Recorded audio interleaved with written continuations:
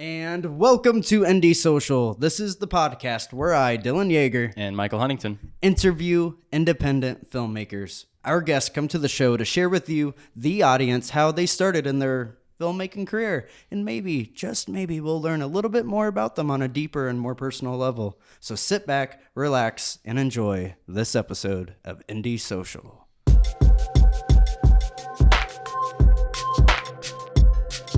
Our guest today is an award-winning actor. He is not only a film actor, but also a theater actor and writer. His stage play, The Summerland Project, became a motion picture called Amelia 2.0. The sequel to this stage play and film, called Arura, just finished its theater production run at Theater Cedar Rapids. You've seen this individual in films such as Nunsmack, Skip Day, and Dead Air. He has a film he stars in called 72 Seconds, which is in post-production, and stars in the film Saving Grace that is about to hit its film festival run. Currently, this man is playing Ash in The Evil Dead, the musical, which is showing at the Iowa City Community Theater. Opening night is October 25th. The one, the only, Rob Merritt. Woo, look at that. That's a good introduction right there. How you doing, Rob? I'm great. Now I'm intimidated. I'm like, whoa. Got to live up to all of it. That's okay, though. He mentioned Nunsmack. So, for everything that I've... Yep, I did Nunsmack. Yeah. I saw the trailer for that, and I was like, whoa, that's Rob, man. That was crazy. Yep. Yeah. That was actually a really fun movie to work on. It looks really fun. A really good friend of mine, Brad Quinn, was in that with me, and a really, really talented screenwriter, Sean Schminke, who unfortunately is not in the area anymore. He moved out to LA and is making a go of it there right now. But I remember reading that screenplay and just laughing so hard. It was just such a messed up concept. Yeah, definitely. And and then the final, so it was one of those movies that it was fun to work on, and it's very goofy, but I constantly have people that are like, "You're in a movie called Nunsmack," and I'm like, yes, I am.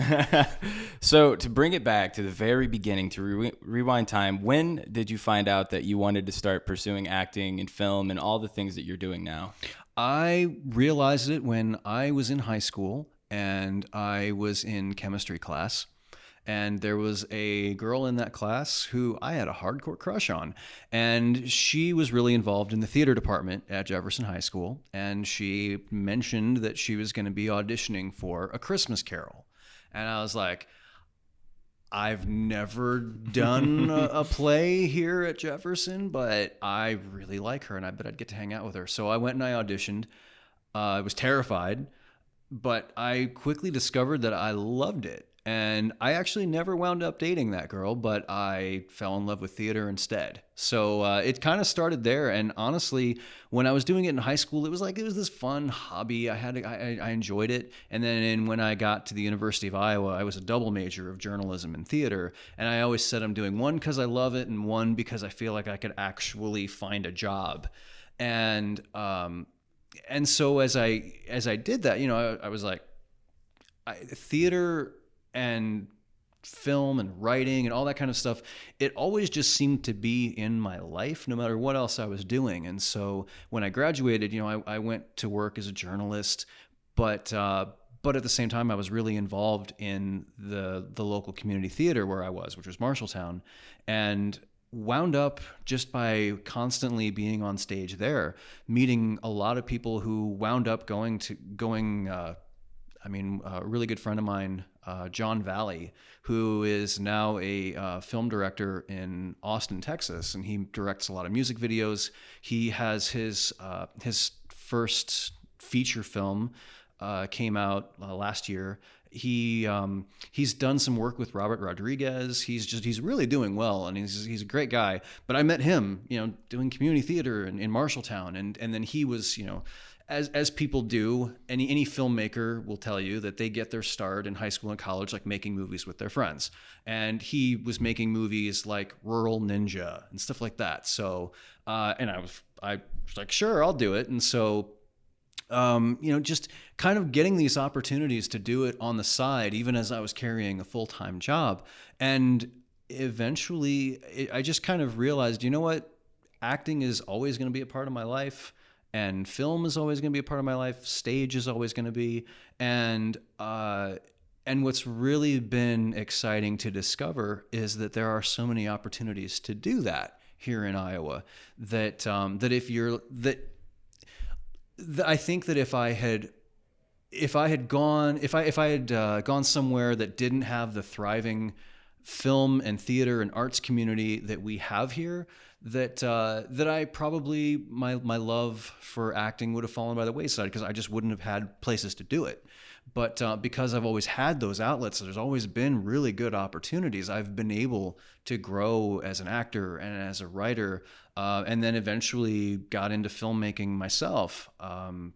I've directed a few projects. I had a documentary that was in the Cedar Rapids Film Festival, and I've directed music videos, things like that. These are all opportunities that have come my way because there's just so many opportunities as an artist to grow in this area. And you can talk to people who aren't from here, who will come to visit, and they're so shocked and confused. They're like, wait a minute, this is Iowa, right? Like, why do you guys have such a strong arts community here? I never had any idea.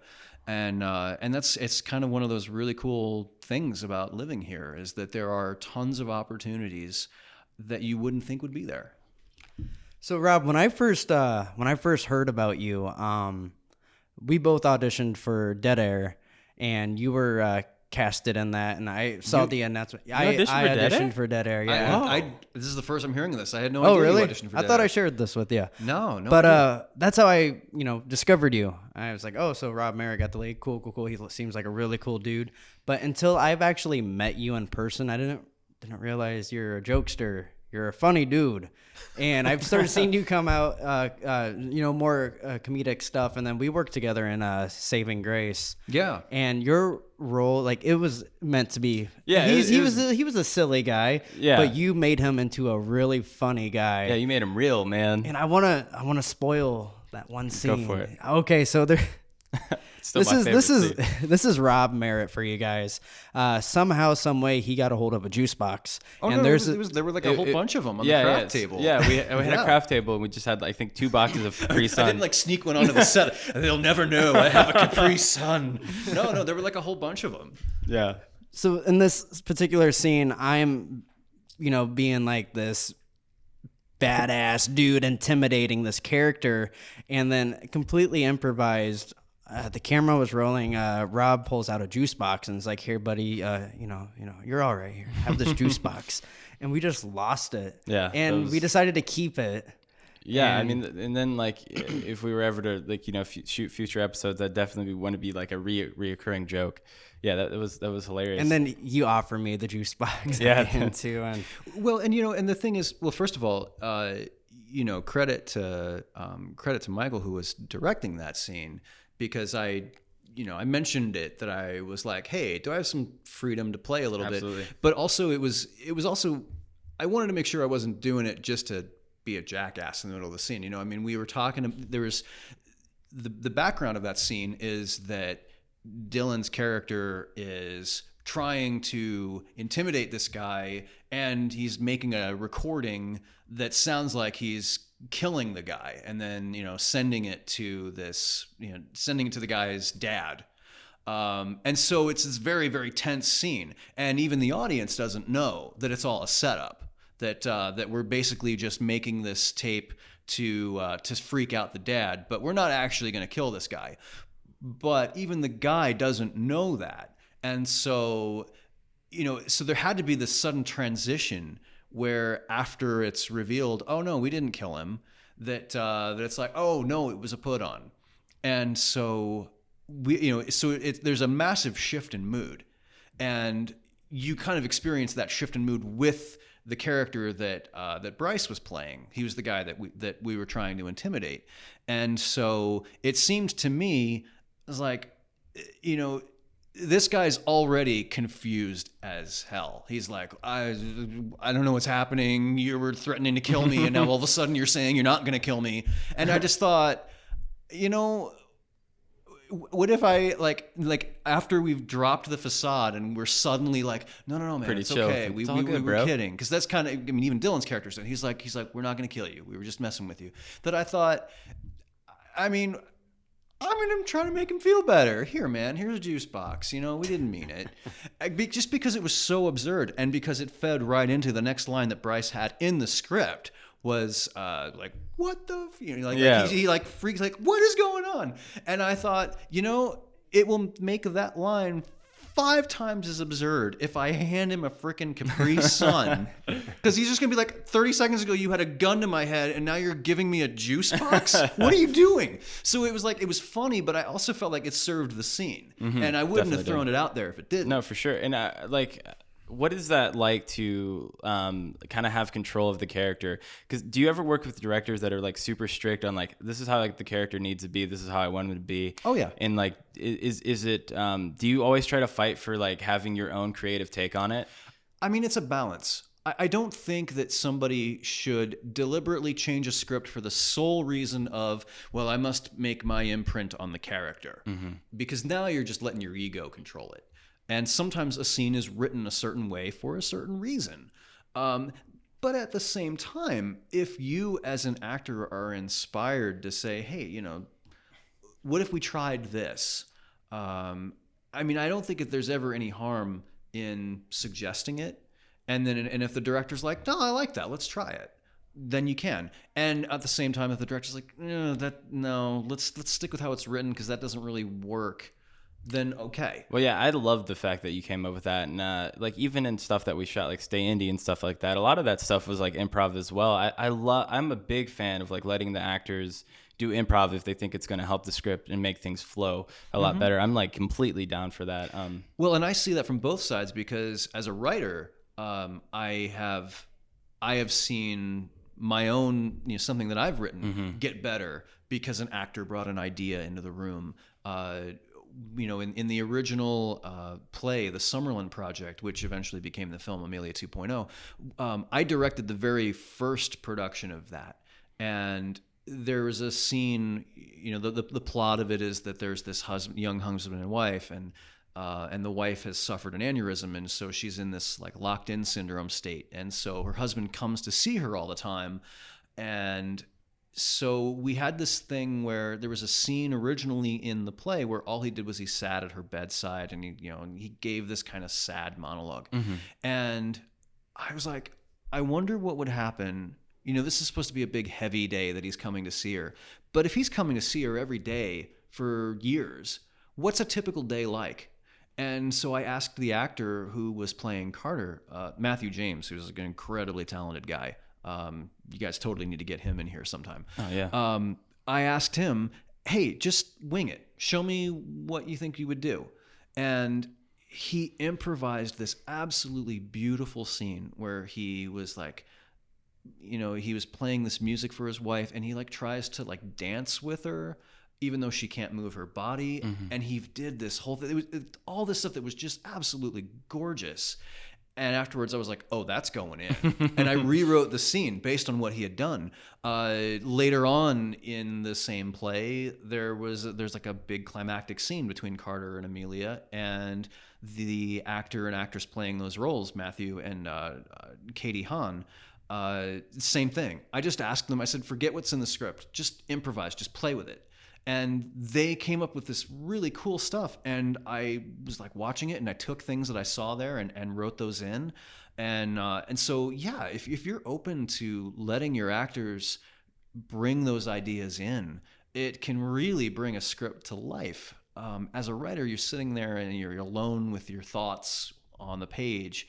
The moment that you get other people in, it's just getting those other perspectives or getting an actor who's like living with your character and like that's their entire focus. They're going to have ideas that you're not going to have.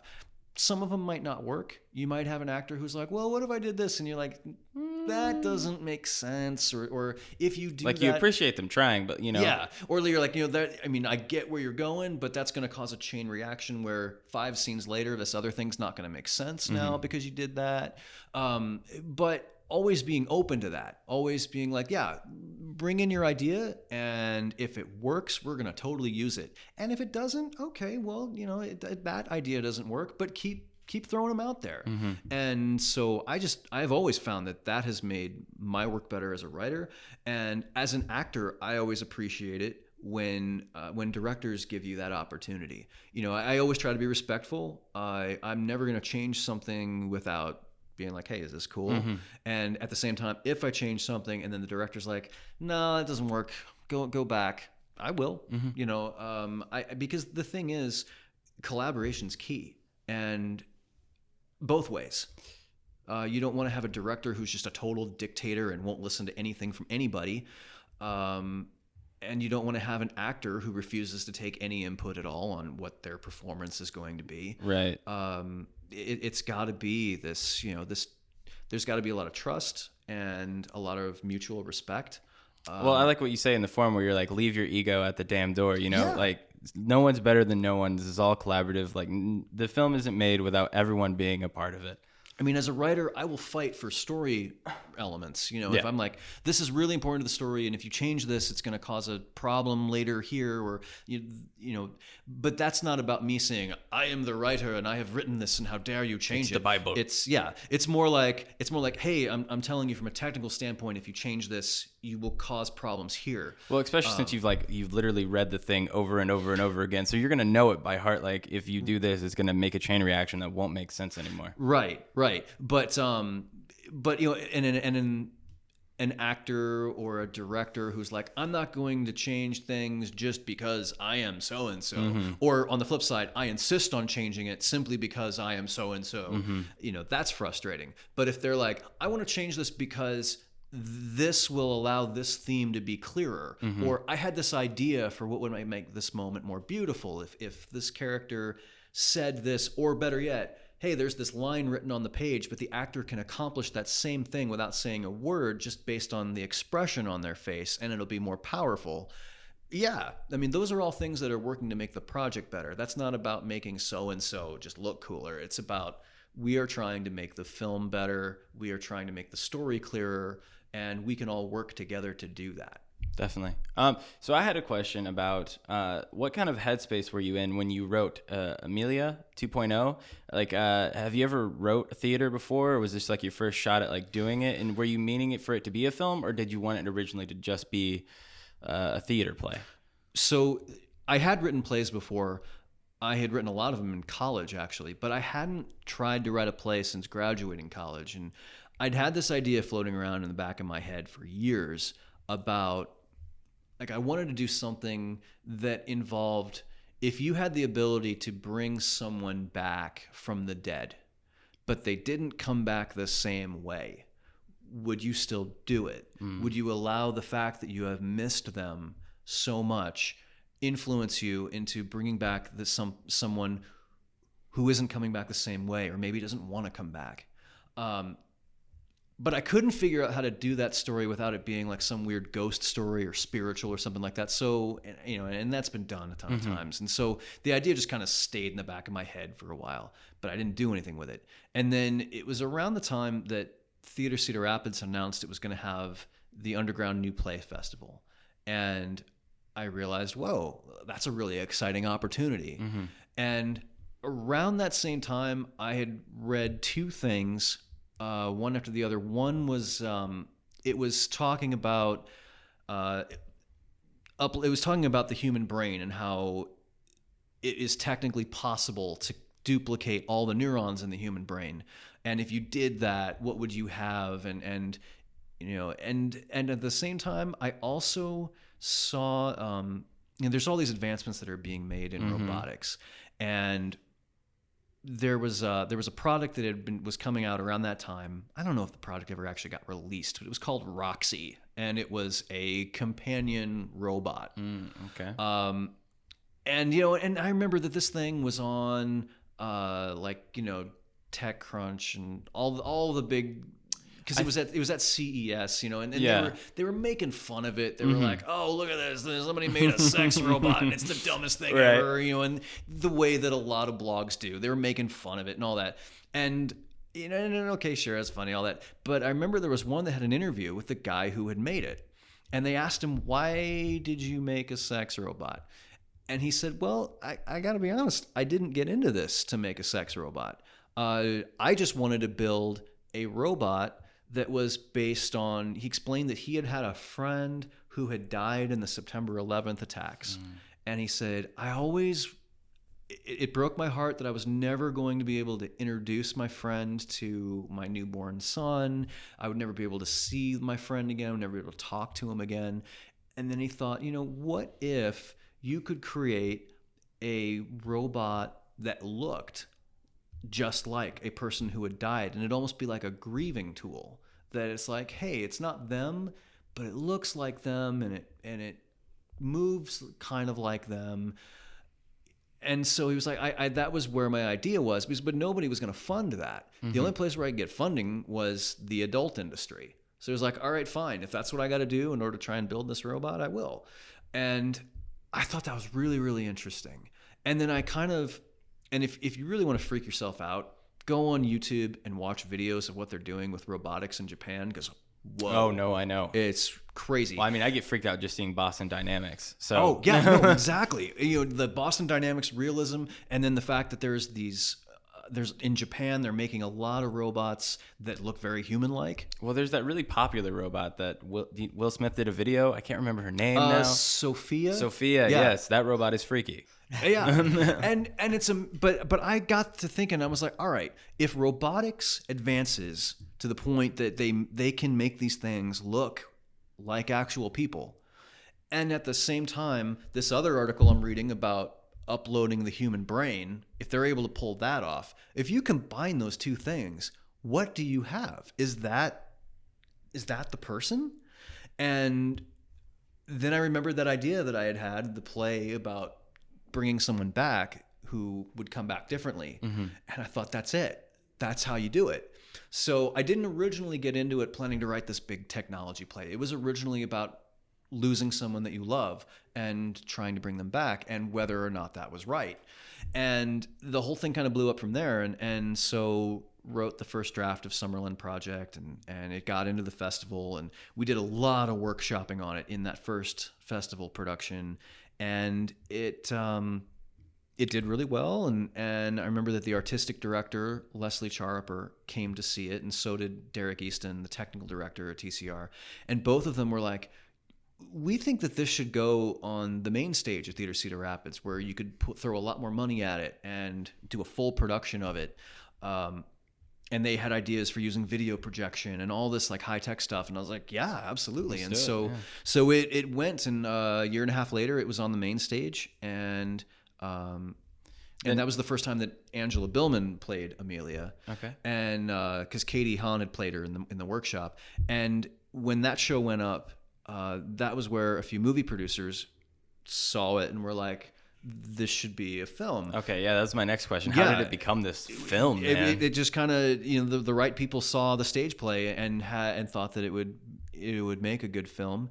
And so I remember, I had done a movie years before with a film director named Adam Orton, because I mentioned before, friends in college who are like making movies, and that's what Adam had done. He was, right before he left to go to school in Chicago, he was an Iowa filmmaker who was submitting stuff to the Cedar Rapids Film Festival, and that's how I knew him.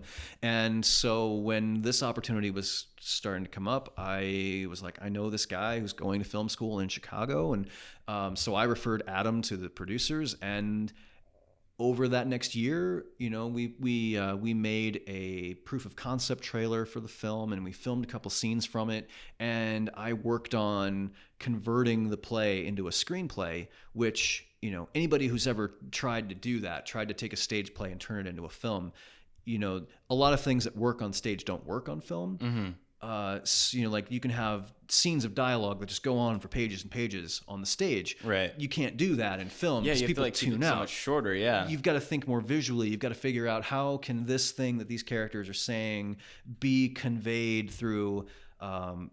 Like in plays, a lot of times they talk about something that happened before they all got there.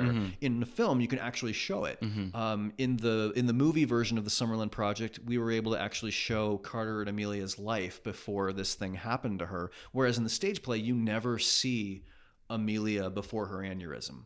And so the movie offered an opportunity to really dig a lot deeper into exploring what that past was like, a lot more opportunity to show the technology behind Wesley Enterprises and the procedure. And so as I was writing that, we were trying to get investment, and the movie wound up I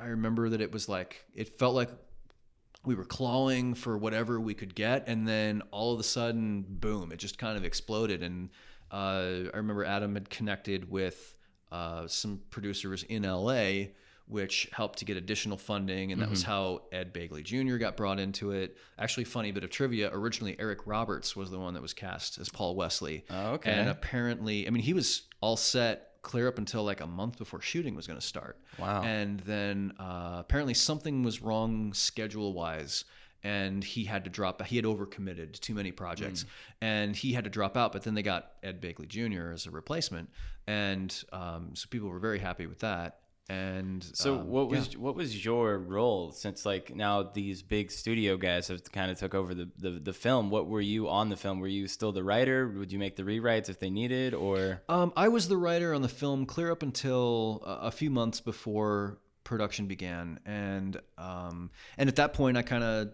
stepped aside.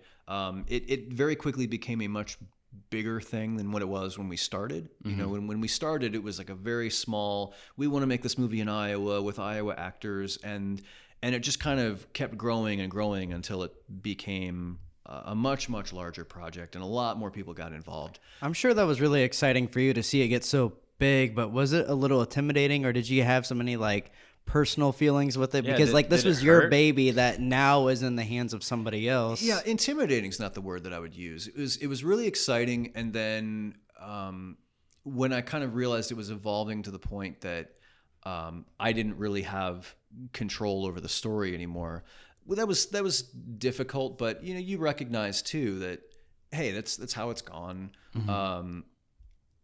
It was really a learning experience. And there were a lot of positives that I took from it, but it's very eye-opening also when you go from working in the theater to working in film, where when you're in the theater, the writer has a lot of control, and in fact, a lot of it's made very clear you can't really change a word of a play script without a playwright's specific agreement. Whereas in film, producers are like, hey, we want to do this. Actors are like, I don't feel like saying this. I'm going to say this thing instead. Directors are very much considered like the visionary, and they can change things. And so it's definitely, writers don't have much power in filmmaking. And so you just kind of, if you are an aspiring writer, that's just something that you have to know.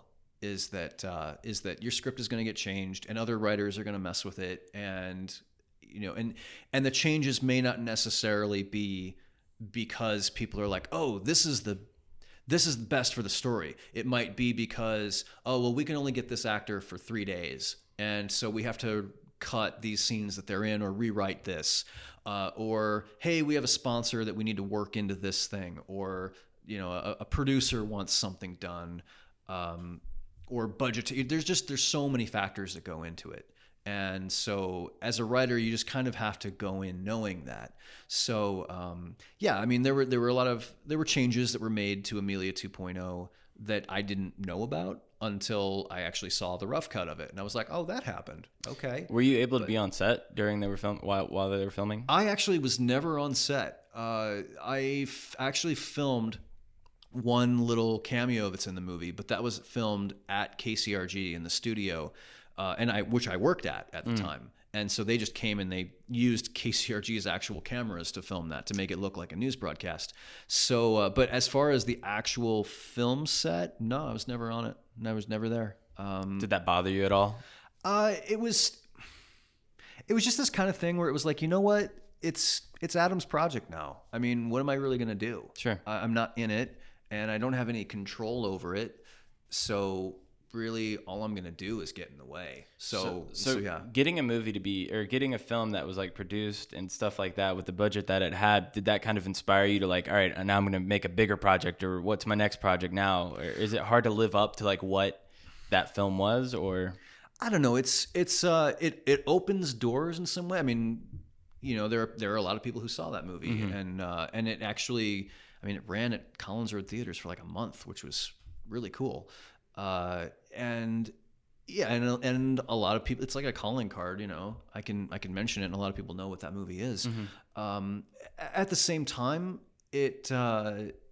like I said, it was a learning experience. There was a lot that came from it that I was like, oh, okay, that's how that works. And I saw a lot of things about the film industry for the first time as a result of working on that. And so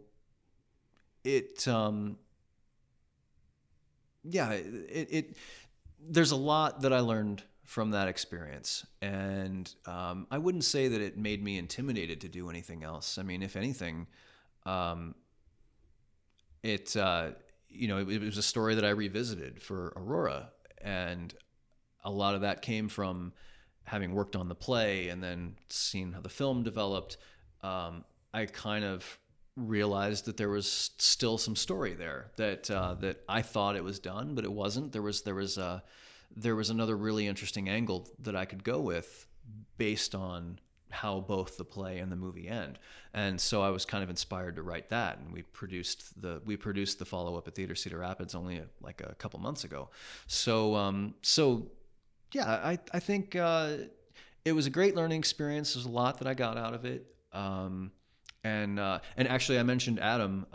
Adam came to see Arura a couple months ago. Oh, wow. Had some nice things to say about like getting to see the characters alive again, and doing their thing. And and I met a lot of really good people as a result of that film. And I know there's a lot of people who worked on it too. And it was kind of a cool feeling. I was a reporter for the Gazette when the final season got shot here, and I was on set for that a lot. And I remembered how excited people were about a movie being made in Cedar Rapids, using Cedar Rapids locations, and with like, name talent doing it. And so it was kind of cool that a decade later we were doing Amelia 2.0, and that kind of, for a little bit of time, brought that excitement back to Cedar Rapids again. That was really, really cool to be a part of. So do you have any experience in film directing? Like, have you ever directed short films or stuff like that? Yeah, I've directed a few music videos for Elizabeth Von Presley, and I directed a documentary about the flood of 2008 that won Best Documentary in the Cedar Rapids Film Festival in 2010. Oh, okay. I've done it's funny, it's like I've directed everything except like a big narrative feature. Is there like any reason to why you haven't done that, or? I think that I haven't really felt well, part of it, I mean, up until the last few years, I wouldn't have felt qualified to try to direct like a narrative film. I've done a lot of editing and camera work over the last few years that's gotten me to the point where I'm like, I could probably do it now. Yeah. Well, especially working with a bunch of directors, I'm sure you've like picked up nuances and stuff like that. Yeah. Well, and it's funny because like I really realized, I've done a lot of projects as an actor this year, and there have been a couple of times now where I've been on set and like the production team was having a problem with lighting or something like that, and I would look at it and I'd be like, I know how to fix this. Yeah. Why do I know how to fix this? I shouldn't know how to fix this, but I do. Like, I totally put that light there and set the camera to this, and like I'm looking around and I'm like, I'm not going to say any of this because I don't want to be a jerk. Right. But just watching as they're setting up, I'm like, I totally know how to fix the problem they have right now. I could probably direct a film at this point if I wanted to. Well, I believe in you, man. I think you could do it. I don't know. I mean, I don't know that I'd want to attempt like a full feature. If there was a short film that I wanted to try and do, there's actually a few years back, a friend of mine wrote a short script, and I remember thinking, oh, this would be a really cool short film. And I've always told myself, if I decided that I was going to direct a short film, I might talk to her about, hey, can I adapt your script into To a screenplay. So yeah, I don't know. It's weird, I've filmed a lot of stage productions and then edited them, and I almost feel like I'm editing a little mini movie when I do that. But yeah, I just haven't really felt an urge. Same thing for stage directing. I don't feel a really strong urge to direct. I'm happier as a writer and as an actor. I mean, especially as an actor. Do you enjoy acting on stage more, or do you enjoy film? Because I mean, you do a lot of both. But do you have a personal favorite? I don't, because they're so completely different. They each have their advantages and disadvantages. When you're on stage, you get that really cool interaction with the audience. Their response to what you're doing. There's an energy. And it's fun, to do like a full length show and get into embody a character for like this full journey. When you're doing film acting, everything's broken up so much. You're doing like just this one scene, and then the next day you might be doing a different scene. On the flip side, I love that if you're doing a small role in a film, you're on set for like 2 days. If you're doing a small role in a play, you're still at all the rehearsals and the full run of the show, just like the people who are playing the leads. It's a huge time commitment. So it is kind of cool that if you're playing a lead in a film, yeah, you'll be putting a lot of time in. If you're playing a small role, you're not putting nearly as much time. If you're on stage, you're committed no matter what the size of your role is. It's going to be a big time commitment. So I don't know. I love them for different reasons, and they each have their pluses and minuses. And something I really wanted to ask you, like, yes, you created the Summerland project, but what's your personal opinion? Is it human? Would you bring somebody back from the dead that you love dearly, knowing what the end result could be? Like, what do you, like, personally, like, coming from your heart? I get this question so much, and I am going to tell you the same thing that I tell all of them, which is, I'm not going to tell you. Oh. And here's the reason. I mean, this is not like a cop-out at all. Right. One of the things that I really, really loved about audiences that came to see the Summerland project, and actually Arura, same thing happened, is that people would argue afterward about which side was right. Right.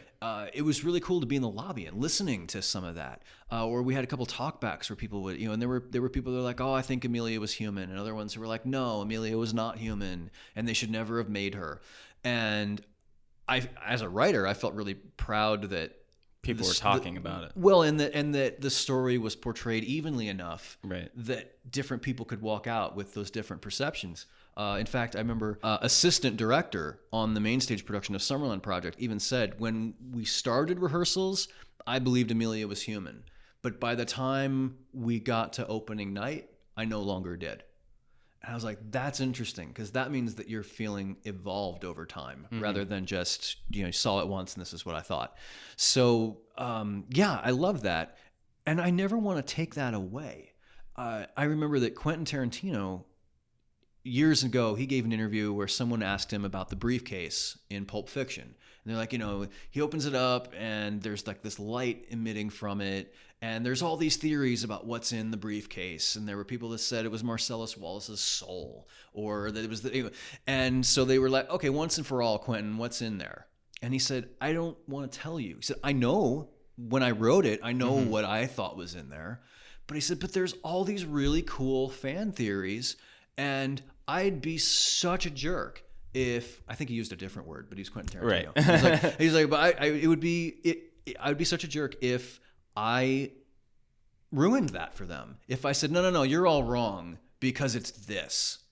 He said, it's way better to let people make up their own mind. And so, I know that there are people who have strong feelings about Amelia on both sides of the coin. I don't want to be the one that's like, oh, well, all you people who think this, you're wrong, because I actually think this. I would rather just leave it open. I really respect that. That keeps like that special magic to it. Yeah, that answer was really good. And there's a video game kind of similar called Detroit Become Human. I'm I a have gamer. that game. Yeah, That's a good we game. should play it together. Then I think I'll get my answer. There you go. So we are unfortunately getting really close to time, but I think I'm willing to go over just a little bit so we can talk about your upcoming big show. Yeah. You're playing Ash in Evil Dead the musical. Which I'm really, really excited about. Yeah. Yeah. So, so are you're singing in it, right? Since you're you're the lead character. So what's the difference between like training for a musical than just a regular play? Well, you got to sing. Right. That's true. That's true. I mean, musicals are. I've heard a lot of people describe it as, in a musical, a character bursts into song when they wish to convey an emotion that they can no longer just convey through speaking. Okay. Now, in Evil Dead, some of the joke comes from, you say Evil Dead the musical, and people are like, what? And I'm sure that the original creators of it, that's exactly what they were going for. And it's very tongue-in-cheek and over the top. I mean, it's kind of parodying the movies, but at the same time clearly loves them. I've heard several people have asked, so is it scary? Because they've only seen like the first movie, and it's like no, it's way more like Army of Darkness, where things have just gotten ridiculous, right? And and the blood is way over the top. We have a splatter zone in the audience where if you buy a ticket for the splatter zone, you will get blood on you. I execute deadites with chainsaws, and it's really cool. Some of the ways that we're doing that. It's very over the top. It's very big. I would say, one of the differences, especially between acting in like a musical and acting for film, is that everything's much bigger. It's much broader. It kind of has to be, because you're playing to audiences in the back row, whereas on film you have close-ups and like music subtle and sound movements effects and everything. It's a very different style. I would say, as far as how it's different from a play, I mean, unless you're doing like a farce or something, plays typically tend to still be very grounded in like a realistic style of acting. I mean, it's still bigger than film, but but musicals can almost go even bigger than that. And it's trying to still stay true to a character and have like a clear character arc and be in the moment, even within this absolutely ridiculous situation. Right. And it's especially tough with someone like Ash, because they kind of take the character arc that Ash goes through over 3 films and mash it into one musical. Mm-hmm. So he starts off as like this very, proper, kind of timid, good boy, works at S-Mart and loves his girlfriend, and gets freaked out when all the stuff first starts happening. And by the end, he's like this. I mean, if you've seen Army of Darkness, or if you've seen Ash vs. Evil Dead, right? You know what Ash becomes. Give me some sugar, baby. Groovy. He's got a freaking chainsaw on his hand, and it gets very, very ridiculous. And so, trying to find that arc and make it all work is very tricky as an actor, but fun. How long have you guys been training for that, or practicing? Or we started rehearsals for this show. At least like 5 or 6 weeks ago. Okay. It's been a while. It's actually been a really long rehearsal process. And is it every day that you guys are like doing it, or? It's like 5 days a week. Okay. Yeah, Sunday through Thursday. And how long in total is the play? It's about, I think it's probably going to be around 90 minutes, maybe 145. Something like It's that. such a time commitment, Dude. doing theater, How man. hard It's is it massive. to remember that much, especially when you're the lead, to remember all that dialogue? It's it's not. It's I can't explain. Dylan, you might be able to elaborate on this better, but it's almost like I think it's easier to remember lines for theater. well, it's weird because one day they're just kind of, at least for me, they're just kind of there. You rehearse it enough times and you just remember. Like a song almost, right? It's kind of like I mean, again, I'm going back to Tarantino, but there was a thing in Reservoir Dogs where Tim Roth's character, the undercover cop, they give him like the 3 or 4 page thing that he's supposed to learn as his character for when he goes undercover. And he's like, I have to memorize all of this. And he says, think about it like a joke. You hear a joke once or twice, and you can tell it. You might change it here and there to Right. make it suit you, but you remember the gist of the joke. So when you're rehearsing a play, it's kind of like that, where early on, even after just a few like rehearsals, you already kind of know this is the basic framework. And then as rehearsals continue, you keep building on that. I mean, every actor's style is different. For me, I always know what the intention of my line is. And so early on, it's like, even if I can't remember the exact wording of the line, I know roughly what I'm saying here. And maybe I don't get the words right, but I know roughly what I need to say. And then I make a note of, I have to look at that line again to make sure I know the exact wording for it. But it's like, you kind of, at least for me, that's how I build it, is I make sure that I know the intention behind every line that I say. And then once I do that, remembering them is much easier. Exactly. And, with so much time commitment too, with like, if we don't, as actors in film, don't get our lines down, it's because, there's usually like big time gaps between things and, and other things in life get in the way. But, you said 5 days a week. Yeah, if you don't know your lines by, opening night, that's your own damn fault. They drill it in your head, and I haven't done theater in so long, and I miss it so much. Well, and honestly, another way to answer your question is, think about movies you've watched where you like start quoting lines from them. Oh yeah. You sit there with like a friend, and you've both seen a movie a number of times, and you're like able to do an entire scene from The Princess Bride or something like that. You never studied those lines. Yeah. It's just that you watched it enough times that your brain picked it up, and now it's in there. And that happens a lot when you rehearse, just without even sitting there studying a script, just doing a scene enough times in rehearsal, eventually your brain just kind of absorbs it. And next thing you know, you have it memorized. Or listening to a song enough times, you learn all the words to it, even if you didn't mean to. This is the 20th time this week I've heard that Taylor Swift song. I can now do every word of that song. Absolutely. Why do I know this song? I was singing along with something the other day that I was like, I can't believe I know this. Yeah. So when is it available to watch, and how can people go see it and all that? Evil Dead. It opens on October 25th and runs through November 3rd, I believe. And tickets are at iowacity.communitytheater.com. Splatter Zone. You should definitely do that. We'll be there. And we do have a show on Halloween night, which we're really, really excited about. And by the way, speaking of chainsaws and blood flying around, Dylan and I are actually making a movie together in a couple of weeks. I forgot you guys are working together, huh? Oh, that is in a couple of weeks. Actually, Wow. It's next weekend, isn't it? We're shooting a movie called Happy Birthday. Yeah. And I don't want to spoil too much of it, but there is a chainsaw involved. I think it's just a 2-person movie. Yeah, it's just you and me, man. And and it involves Dylan plays a character who I guess is obsessed with horror movies. Yeah, I love horror movies, and it's my birthday, and I'm your giving best me friend, and I wanted to do something special that I was like, if he loves horror movies, what can I do to make his birthday memorable? But, my character's not particularly bright, so it goes bad very quickly. It gets bad Gets really pretty crazy. quickly. And there is a chainsaw involved. Whoa.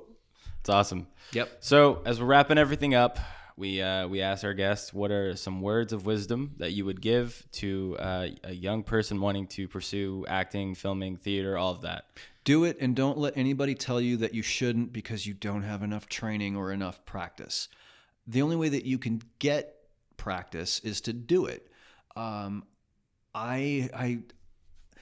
constantly hear people be their own worst enemy.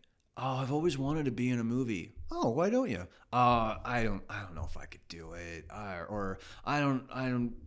seen auditions, but I've never gone. Or we'll go. Or somebody's like, oh, I really want to make a movie. Okay, why don't you? Well, I don't know where to start. Well, I think you had a guest on here before who was talking about get involved on existing movies. Mm-hmm. There's tons of opportunities. There's a Facebook group called Iowa Film. There's opportunities getting posted there all the time. People almost looking every for, day, yeah. Yeah, people looking for crew, people looking for actors. If you want to write a script, don't keep talking about how you want to write a script. Just write it. Or like a lot of people will be scared because they're going to think what other people will think. Like, oh, this guy's stupid for doing it and following his dreams. You know what? Those people are stupid. That's true. Seriously, you're going to have people who are going to do that no matter what you do. You're going to have people who call you a loser because you don't do anything. And you're going to have people who call you a loser because you are trying to do something. So go try to do something. In the end, the only person you're hurting is yourself. Yeah. I mean, because 10 years from now, that person who's giving you crap about why would you want to do that is probably not going to be around anymore. It's just about, what do you want to do? What matters to you? Well, go do that thing, and don't let anybody tell you that you're not qualified to do it. I have no formal photography training. I have no formal video training. I started doing those things because I worked at a job that needed them. And so I figured it out. I started editing on, I used to work for Cedar Rapids as the communications director. And this was like over a decade ago. Our executive director was like, hey, it'd really be cool if we could do promo videos, but we can't afford to hire anybody and nobody on staff knows how. And I was like, well, I could try to figure it out. And so they gave me permission to go and get a video camera. I bought like the cheapest consumer form of Sony Vegas that was out there, and learned how to edit. And, through trial and error, started figuring out what worked and what didn't. And now I get hired to do freelance video work. We make good videos, man. I've seen them. So I've never gone to school for it. Yeah. It's like I figured that out from doing it over. And I will go back and I'll look at videos I made from that first couple of years, and I'm just like, oh man. I'm like, why is this video so long? Why is it shaky? Why is the camera not moving? Yeah. Why didn't I balance? I didn't do any color correction. There's all this, but you have to learn. You have to learn somewhere. And it's the same thing for actors. I don't know how many film actors out there are like, oh, I can't watch like my early movies. I can't do it because I'm just so terrible. I'm making, well, and even people, but the thing is, oftentimes those people are good. They just know the journey they've been on. I think Kate Winslet talked about on the 20th anniversary of Titanic. She talked about how it drives her crazy to watch it because she's watching her 20-year-old acting and like, oh my God, my accent's so terrible and I'm making such terrible choices. And I'm like, what are you talking about, Kate Winslet? I loved you in that movie. For real.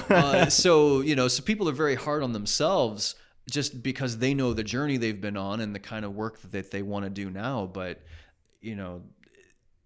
everybody has to start somewhere, and you might do really great work right out of the gate.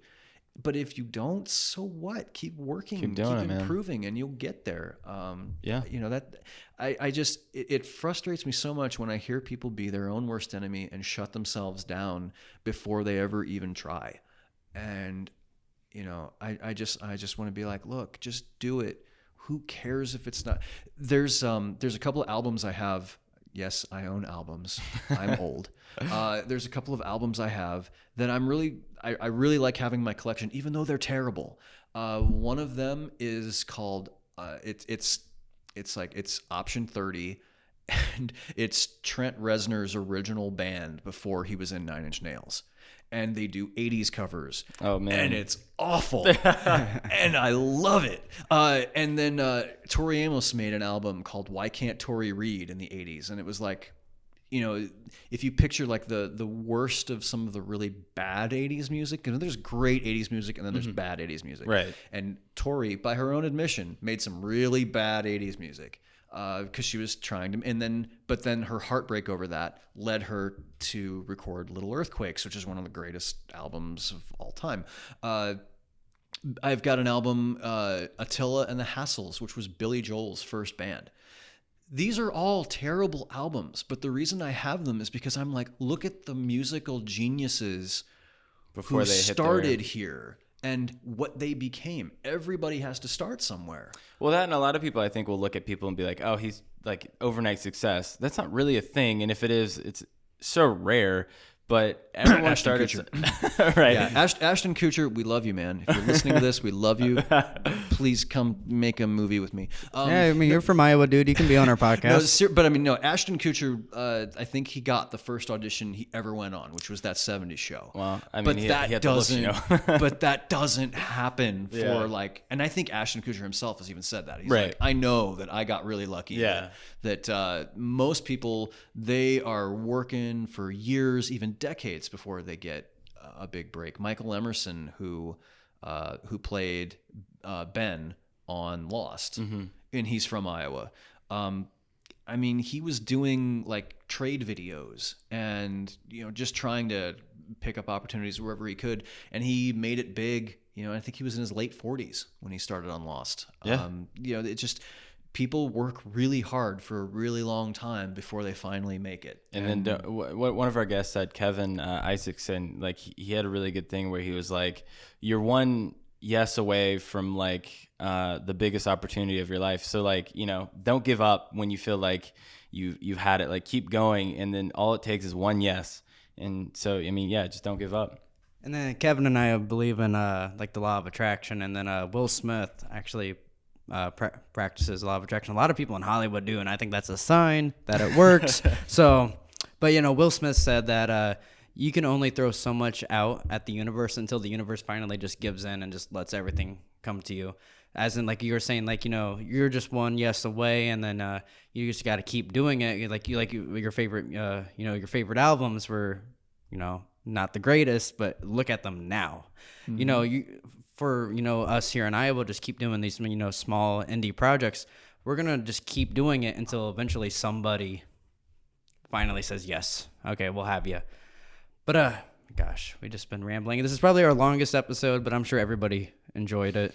So, Rob, thank you so much for coming onto our show. Absolutely. You are some serious talent, and I just know eventually, you know, you're going to get that big yes, and we're going to be all watching you. I mean, we practically already are. I don't even know why you're still here in Iowa, man. You're practically a celebrity. But more great things are coming your way, and we both talk about it all the time. You're amazing talent. You're an amazing person, and we're super happy to call you a friend. Yeah, real quick, I just remember the first time like me and Brittany were able to work with you, and we were just so blown away, man, by like how good you are at acting, and like just, yeah, dude, you're extremely talented. So we were just so grateful to have you on this show and able to, you know, speak your story. Do we have to end this podcast now? Please keep going. Just do it. No, actually, you know, I will say one thing in kind of in response to that sort of answers your previous question. Like, if I could give someone a bonus piece of advice, it would be that